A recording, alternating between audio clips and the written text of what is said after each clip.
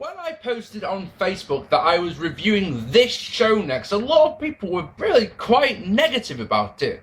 So is it really that bad, or is this one going to be a pleasant surprise?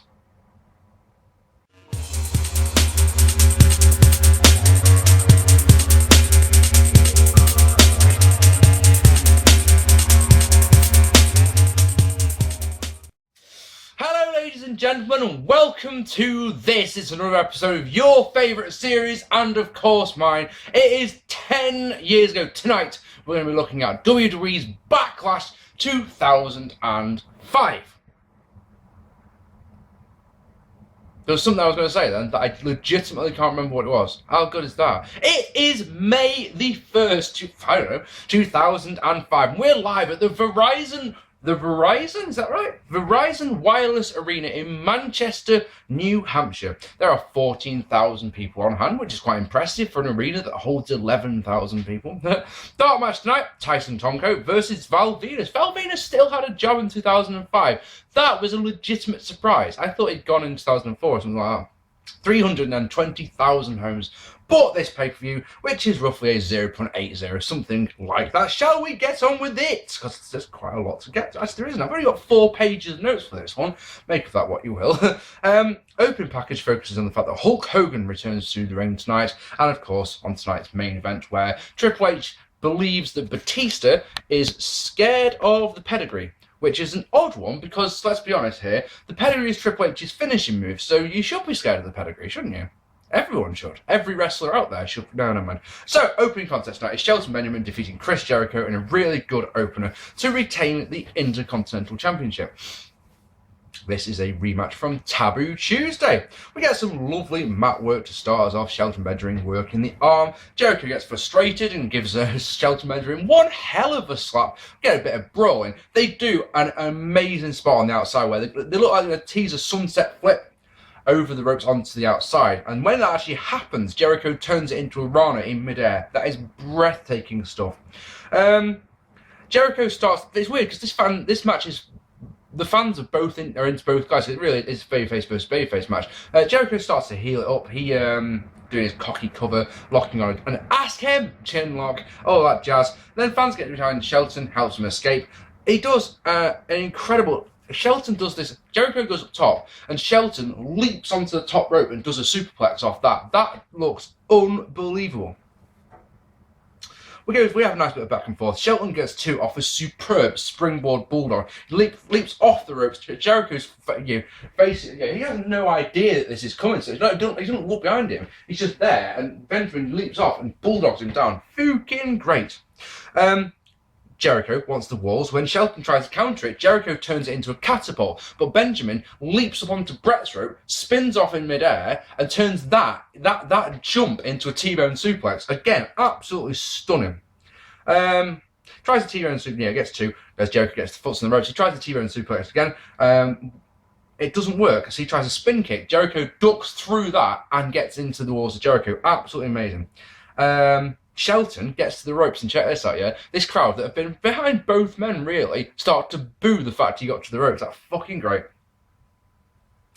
Y2K goes for a lion salt, hits Shelton's knees. Jericho goes, fuck it, doesn't actually hurt that much. Tries the walls again. And then you know, nice little pin sequence, and then Shelton gets a jackknife cover. That gets the 3. 14 minutes and 29 seconds. I really enjoyed this one. The crowd were hot for both men, which is good. There was some, honestly to God, some breathtaking stuff in here.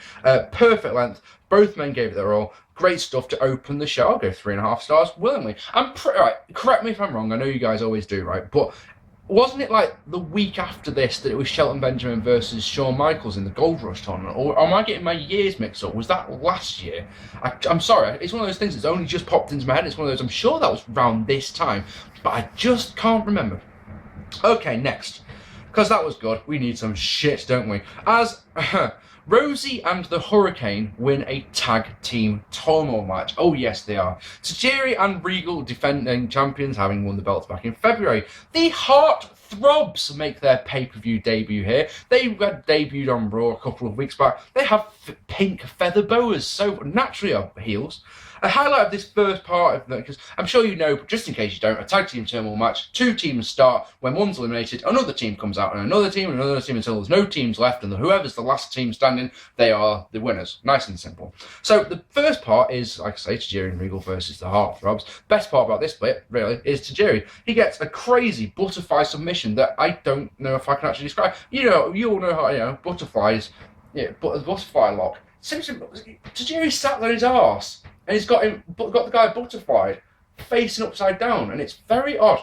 He can transition through that into a butterfly suplex. Again, there's a lovely standing moonsault as well. He gets caught by in the Heartthrob's corner, gets a bit of face in peril, but he gets a sunset flip for the 3. Next up is Simon Dean and Mayhem. Hooray! Nothing of note happens at all. Regal gets the pin after a running knee. La Resistance is next. Some nice kicks by Tajiri are the highlight. Regal is pinned by Rob Conway, complete with a handful of tights. And this is one of those things that bugs me about this sort of match. We're not allowed, we the fans are not allowed to let it sink in for 10 seconds that, oh my god, we will have new champions in this match, because Hurricane and Rosie's music hits instantly. As soon as that hand hits the mat, the Hurricane and Rosie's music hits, and you're just like, well, that means nothing then, doesn't it? Hurricane gets a crossbody and a blockbuster, but he is knocked off the top rope, right? And he lands, like, one of his legs lands hard on the top of the ring post. That looked really nasty. So, of course, he's your superhero in peril. Rose gets the hot tag, hits a big slam for 2. La Resistance gets a double choke slam out of nowhere for 2. Hurricane gets a splash of Roddy's shoulders for the win, and the whole length of this match was 13 minutes and 43 seconds. They get a genuinely big pop when this one goes down, and you're like, okay.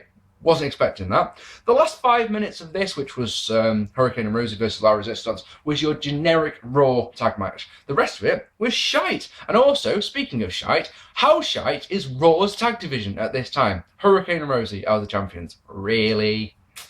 Tut. Not good. Some band called Trust Company did the theme for this pay-per-view, and no, I've never heard of them either. Next, Edge defeating Chris Benoit in a last man. Wait, we cannot go on without talking about Matt freaking Hardy, right? So, actually, no. I've got on my note, right, I've written one line. Have I mentioned that Edge has been banging Lita? Well, I'll say, right, how's this sound? Right, with the benefit of hindsight, we know that Matt freaking Hardy will be back at some point. We know that these two, Edge and Matt Hardy, fight at SummerSlam, don't they? So if it's alright with you guys, I'll talk about what happened with Edge and Matt Hardy and Lisa at a later date, if that's okay. Alright? I mean, you all know the story anyway. You all know that Matt Hardy's been with Lisa for fucking years. Matt Hardy's been out injured. Lita needed someone to hold at night, and she went to the loving, willing arms and just got married Edge. We'll talk about more in depth later on. So, these two battered each other in the Money in the Bank match at WrestleMania. I'm sure you remember that. They had a match on Raw the next night that Benoit won with a roll-up. Ed didn't like that, so he started attacking the injured arm of Benoit. Do you remember at the Money in the Bank match in WrestleMania 21? Benoit sold the arm the whole match. That is a lovely bit of continuity that you don't really get to see from these days.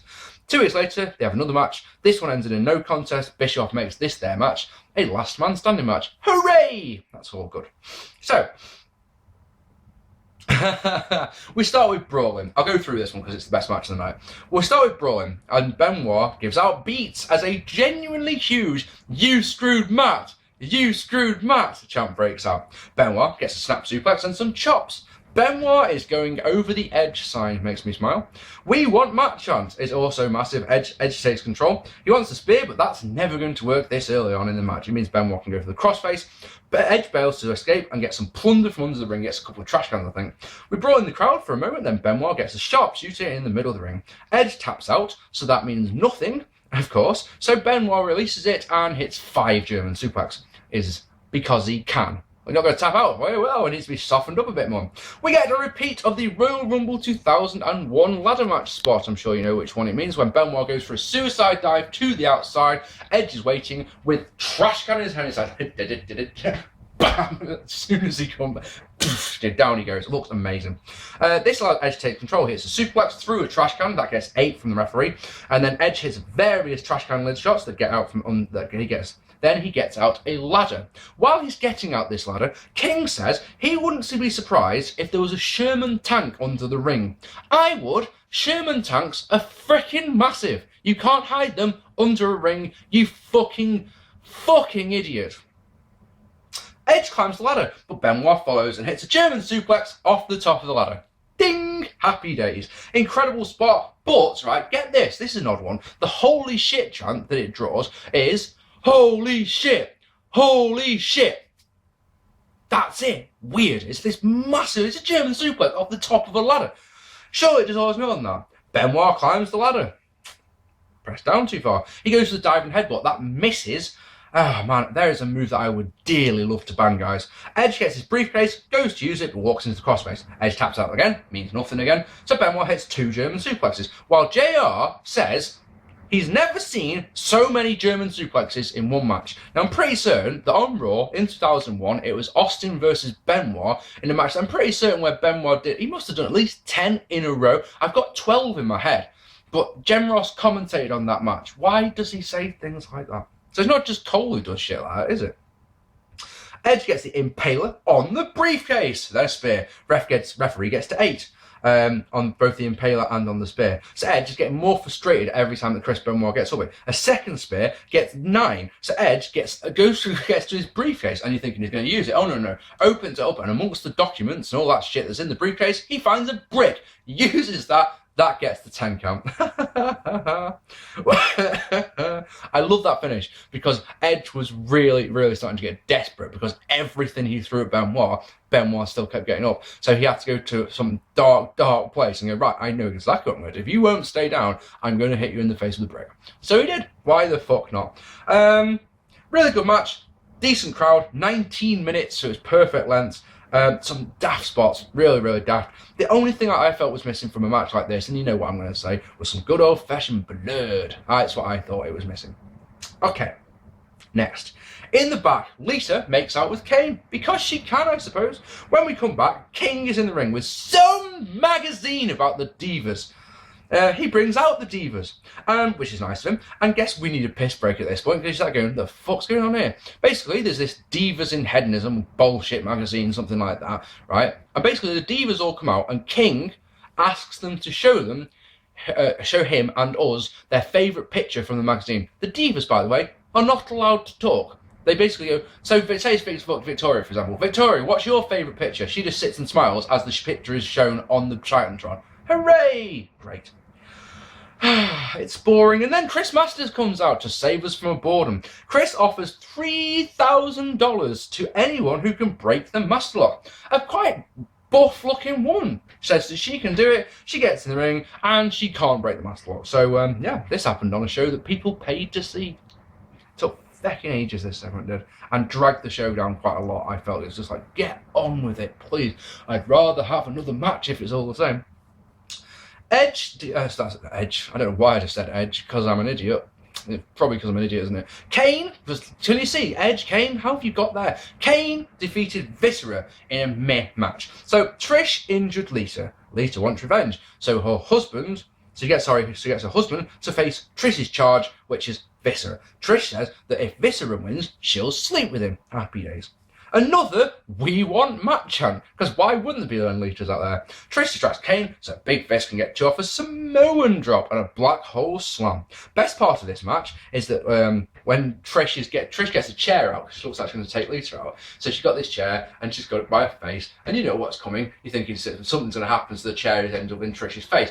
But wait, Lita comes out, when she comes out because she's injured, she has crutches. So she gets the crutches, smashes it into the chair, which goes into Trish's face. I marked out so much for that. The contact sound was fecking great.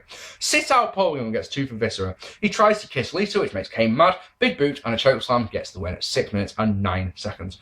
Trish yells at Viscera afterwards, saying she wouldn't have slept with him even if he'd won. So, you know, first things first, she's a heel, so she's allowed to do that. But secondly, Viscera just goes, well, if that's the way you feel, then fuck it. Bear hug for you. And then he goes to you, throws her around like she's a rag doll like this, and she's just flailing about. And then he goes to leave, and it's like, you know, evil grin appears on his face. He turns around, splashy, splashy. So Viscera gives her the big splash, and Trish does a stretch job afterwards, which, of course, again, all that bit took so long. It was an all-right match. Nothing special, but, you know, it was better than I was expecting. How's that sound? But Viscera, seriously, this will be done, won't it? And it wasn't. I enjoyed bits of it. Next. Hulk Hogan and Shawn Micheals defeating Muhammed, Hassan and Davari in a special foregone conclusion match. So called because there wasn't a soul on this earth who thought that the heels were going to win this match. Was there? Seriously. Heels beat up Shawn Micheals for losing at WrestleMania. Shawn wanted revenge, but Bischoff wouldn't let it be a handicap match. For reasons I just don't know. You know, he's a general manager. Shawn comes in, I want those two, and I want it to be a handicap match. And Bischoff went, no, absolutely not, actually. If you're going to have a match, it's got to be a tag team match, and you've got to find a partner. And Shawn's like, I don't want a partner. And Bischoff's like, you've got to have a partner. So Shawn comes out, and on his knees, he begs Hulk Hogan to be his partner. So yeah, and of course Hogan will be his partner.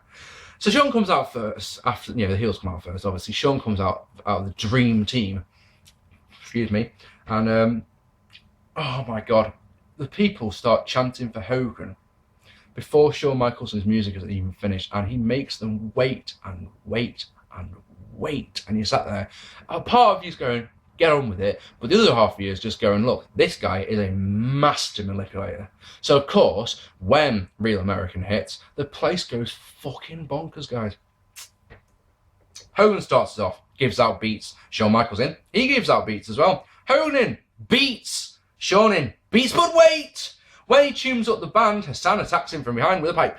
So now Shawn Michaels is your showstopper in peril. As Davari is an evil, evil man, he locks on a long-ass chinlock. As JR says, and I quote, Shawn wouldn't be able to look at himself in the mirror if he was to tap out. And I agree. I wouldn't be able to look at myself in the mirror if I tapped out to a chinlock. Anyway, Shawn powers out of the move with an electric chair job, making fucking Davari look like the biggest jobber in the world. Gets hot tag to Hogan, beats, big boot. He goes for the, he poses for ages, doing the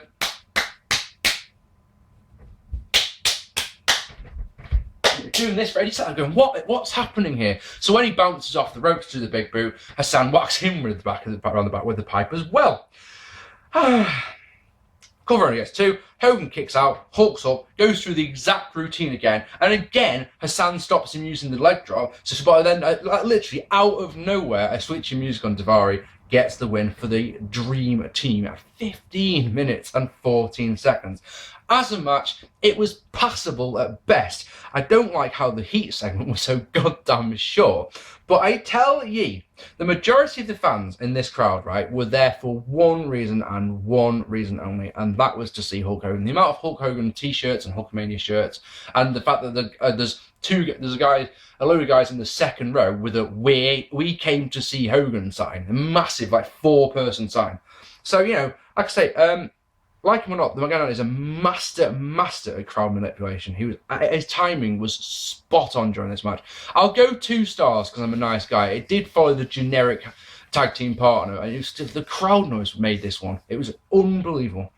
And then at the end, Hogan spots this guy. He must have already known about this guy. Gets him to come in the ring. This guy takes his top off, and he's got an enormous Hulk Hogan tattoo on his back, because he's clearly mad. But the great thing about this is that he gets to do all the poses with Hogan, which I'm sure for that guy, dream come true. In the back, Triple H says that Batista got a fluke win at WrestleMania, and once again, he is scared of the pedigree. Then, out comes Christian. He's vexed about being left off the show, so he does a rap for us. I'm not going to tell you what he says. If you want to go and find out, it's on YouTube, but it's quite entertaining. And it sows the seeds for a feud with Cena in the oncoming months.